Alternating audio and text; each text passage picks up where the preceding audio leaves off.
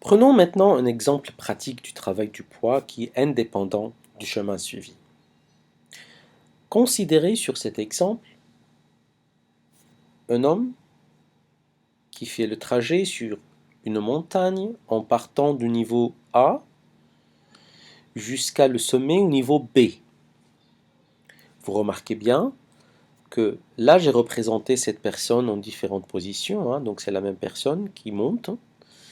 Le poids de la personne est toujours constante en termes de vecteur, donc c'est une force conservative. D'accord?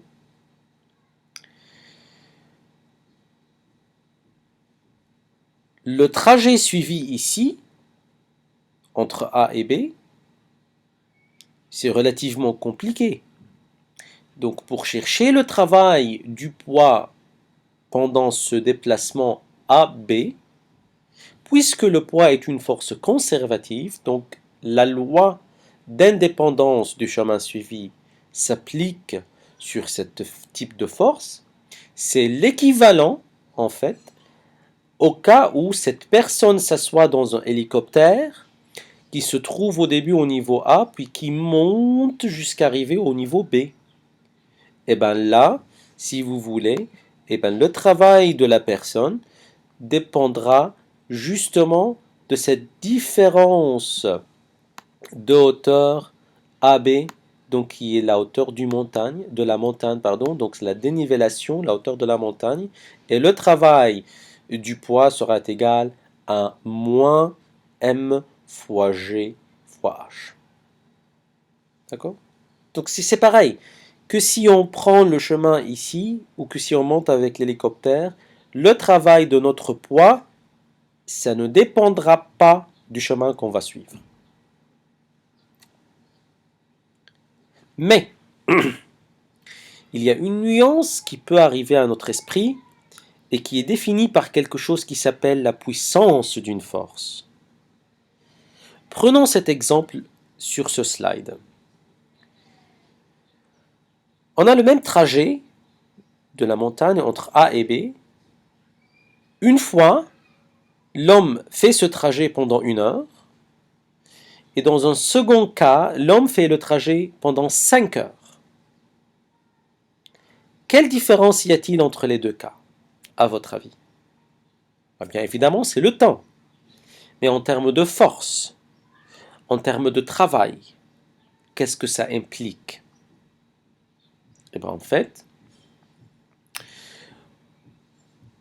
vous comprenez bien que si on arrive à faire quelque chose, si une force arrive à faire un déplacement plus rapidement, c'est qu'il y a plus de puissance dans ce déplacement. C'est plus puissant de pouvoir faire le trajet plus rapidement que de faire le même trajet plus lentement. D'accord? Donc plus le temps devient court pour faire un déplacement donné, plus la puissance de la force sera plus élevée. Et ceci définit la puissance d'une force F qui s'applique à un corps pendant un déplacement. P est égal au produit scalaire de la force du vecteur force F fois le vecteur V, vitesse du déplacement du corps dans ce mouvement. Donc plus la vitesse du corps en mouvement augmente, plus la puissance de la force appliquée sur le corps pendant ce mouvement va augmenter. C'est une notion qu'on peut comprendre facilement, parce qu'on peut le voir dans l'activité de chaque jour. Si vous prenez les escaliers plus rapidement, vous allez vous fatiguer plus, mais en fait vous êtes plus puissant, donc vous avez fait plus de puissance. Mais qu'est-ce que ça a lien avec le travail de la force? N'oubliez pas, maintenant je vais me concentrer toujours sur la force qui est le poids du corps. Mais c'est quoi le lien entre le travail qu'une force va faire dans un déplacement entre deux points et la puissance de cette force? Eh bien le lien c'est simple et ça se voit dans les mathématiques. Regardez bien. Vous savez bien que la vitesse, c'est la distance parcourue sur le temps, sur la durée entre le point de départ et le point d'arrivée. Mais le vecteur vitesse, puisqu'on a mis un vecteur, donc c'est le vecteur déplacement à ce moment-là, c'est pas vraiment juste la distance, c'est le vecteur déplacement sur la durée. Donc remplaçons cette expression dans la formule qui est donnée pour la puissance. Donc la puissance, c'est produit scalaire f, scalaire vecteur v. Et bien si je remplace v par sa valeur, on trouve que f est égal, puissance est égal vecteur f, produit scalaire AB sur delta t. Avec un tout petit arrangement de cette expression, ben P, c'est f vecteur scalaire AB vecteur sur delta t.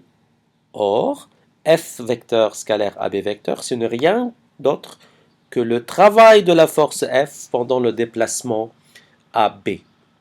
Et donc vous verrez bien, voilà, cette formule nous montre que plus le travail d'une force pendant un déplacement entre A et B est fait pendant une durée plus courte, plus la puissance est élevée. Donc si la durée diminue, la puissance augmente. Donc si on fait un travail pour faire un déplacement pendant une durée très courte, c'est qu'on a fait beaucoup plus de puissance. L'inverse est aussi correct, c'est-à-dire si on fait un travail, si une force fait un travail pendant un déplacement, mais pendant une durée qui est beaucoup plus longue, donc on fait moins de puissance. D'accord? Très bien.